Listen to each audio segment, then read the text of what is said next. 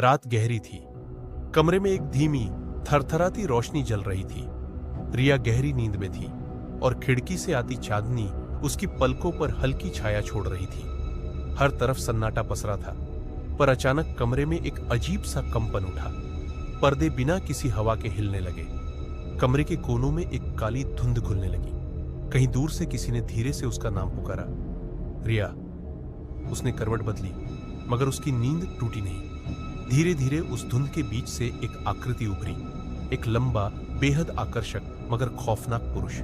उसके चेहरे पर ऐसी मुस्कान थी जो मीठी भी थी और जहरीली भी। वह बेआवाज रिया के बिस्तर के पास आया और झुककर उसके माथे के पास हथेली रख दी। रिया के सपनों में बदलाव आ गया। अब वह किसी सुंदर बाग में थी। चारों ओर गुलाबों की महक, बहती झीलें, नीला आसमान, और उसके सामने वही अजनबी खड़ा था जो अब मोहक और दिव्य लगता था। रिया ने मुस्कुराकर उसका हाथ थामा। उस अजनबी ने धीमे स्वर में कहा, तुम्हें खोजते खोजते सदियां बीत गई, अब तुम मेरी हो। रिया ने आंखें मूंदी और खुद को उस सपने के सौंदर्य में डुबो दिया। लेकिन कुछ ही देर में सब बदलने लगा। बाग के फूल मुरझाने लगे, पानी काला हो गया, आसमान में धुंध भर गई। रिया ने घबराकर चारों ओर देखा। उसने डरते हुए पूछा, ये सपना है ना?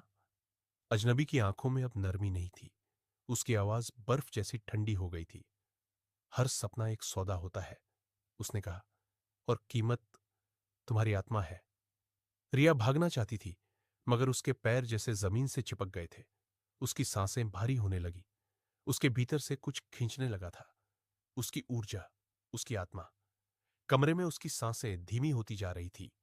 उसके चेहरे पर डर और बेबसी दोनों साफ झलकने लगे थे। इनक्यूबस ने मुस्कुराते हुए उसकी ओर झुकते हुए फुसफुसाया, अब तुम हमेशा के लिए मेरी हो जाओगी।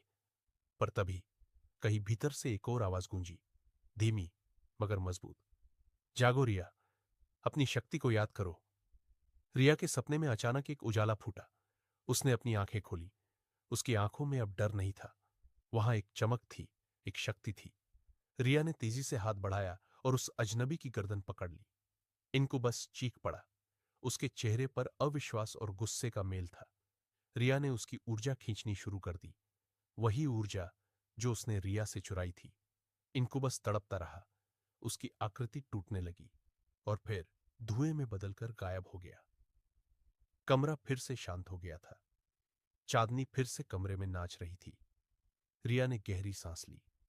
वह जान चुकी थी, कभी कभी सबसे बड़ी लड़ाइयां नींद के भीतर लड़ी जाती है।